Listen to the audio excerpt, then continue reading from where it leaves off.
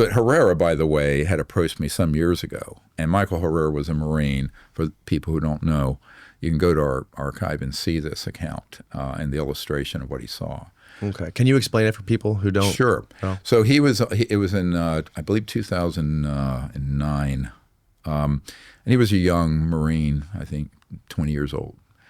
And there was a tsunami and earthquake in Indonesia, and they were on an expeditionary force, a humanitarian mission, to go there and help people and out of the Pacific. They were in the Pacific region.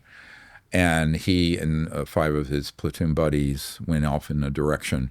And in the jungle, there was a clearing, and there was a 300-foot diameter man-made UFO, basically octagonal. He knew this, it was man-made? He knew that it was man-made? Oh, he could tell it was man-made, and it was manned by special operations guys, but in civilian garb. They were told, basically put down your weapons. They confiscated their weapons. They took their IDs. They threatened to kill them for seeing this. And one of the things he saw, they threatened to kill their own U.S. Marines.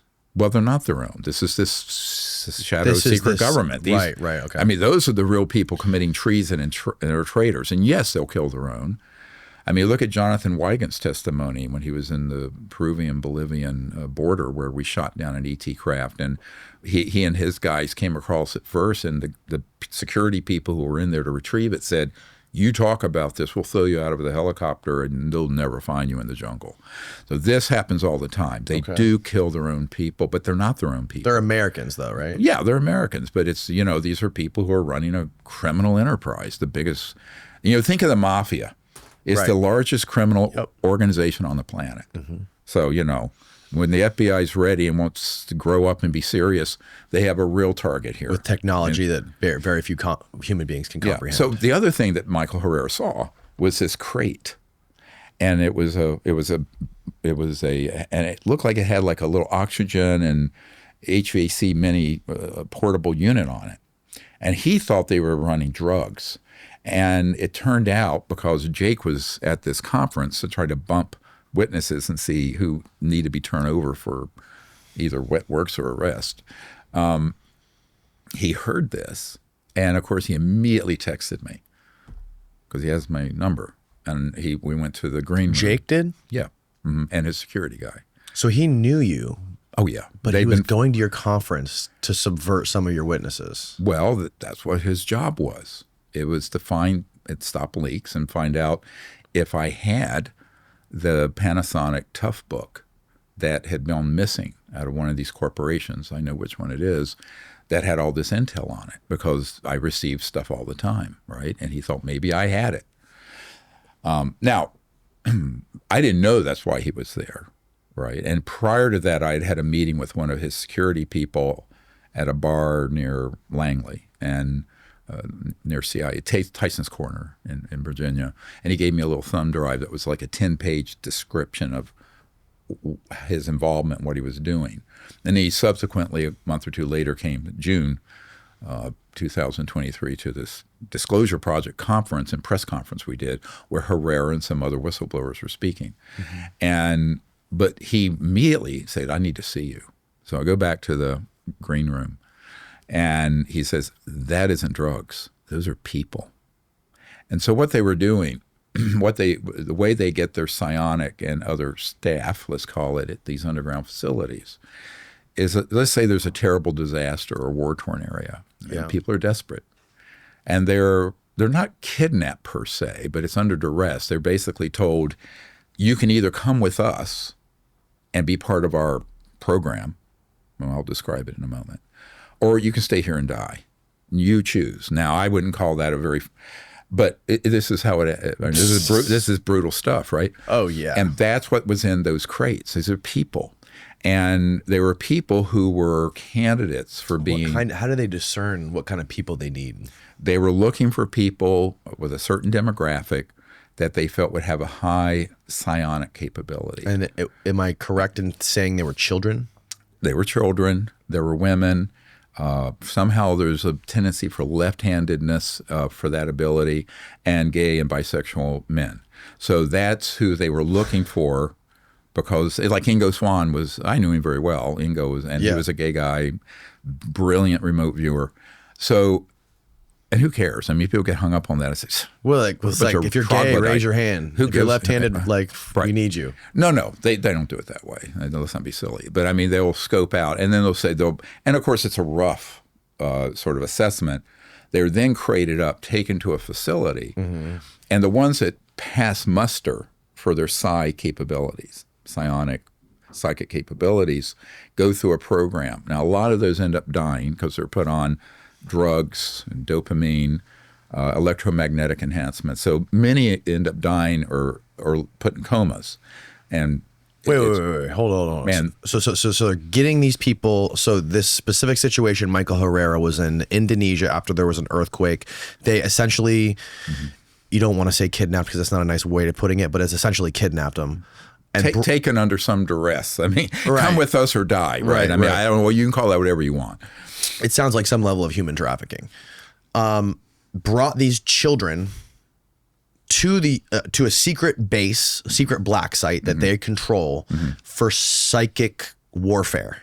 And for training to be psionic hijackers of ET craft. That's just the next part of it. And they trained him to be psionic. What is so? Yeah, well, to hijack these craft. And you're saying that they gave them drugs. What kind of drugs did they give them, and why did they give them drugs? I don't have the whole protocol. I just know that they were dopamine related, and also there were electromagnetic systems, and there were a lot of bad outcomes. But the ones who passed through it have an extraordinary capability, but it's an enhanced. So basically, the way they described it to me is that you have the people who are the operators, say the regular human covert folks. Right. These people are humans that are sort of machine tools that are then used to then tap into the guidance and control systems of these ET craft, because they're using what I just described, technology-assisted consciousness, where they're, you think to it. You see these accounts of the ET standing there touching something, they just think, and it goes there. So, okay, I know this is getting out there, but it's not. The crazy thing is it makes sense. Oh, it totally makes sense. And of course, this goes back to my 1973 experience with the ETs, where I knew this is what they were using. So, and I believe that's why in 1992, General Stubblebine personally offered me $2 billion to be part of his little freak show, by the way. What? Yeah. I said, no, gracias. I mean, he offered you $2 billion? $2 billion in $1992, yeah. Why did you say no? Well, because I'm not a corrupt person. Oh my God, $2 billion. That'd be hard for me to I save lives for a living. I don't want to be part of a cabal of sociopaths and psychopaths destroying the planet, right? What did he say you had to do for the $2 billion? I'd be part of his team, a senior member of his team, because of my abilities and also being a doctor with these capabilities. I mean, they were going to. And who was he exactly? He had been. I'm not familiar with him. Head of INSCOM, and he was head of Army Intelligence, and General Albert Stubblebine III. And Bert approached me, and then I said, not only no, but hell no. And then he went to my wife. We're about to have our 46th anniversary, and he tried to sweet talk her into this madness. And thought he was very nice. I said, no, devils speak with forked tongue. But and what did he do? Why was he such an evil person? Oh, he was part of that whole group of folks. He was like, he's passed away, but he was part of the same kind of group that people like Colonel Alexander and Elizondo, they're all part of that whole operation. They have different roles, but his role was to interface from that black illegal program world with the UFO subculture. Back then, this is like 33 years ago, right? So psychological information manipulation, trying to handle the perception, the public perception of this stuff in the United States is basically what he wanted you to help him do.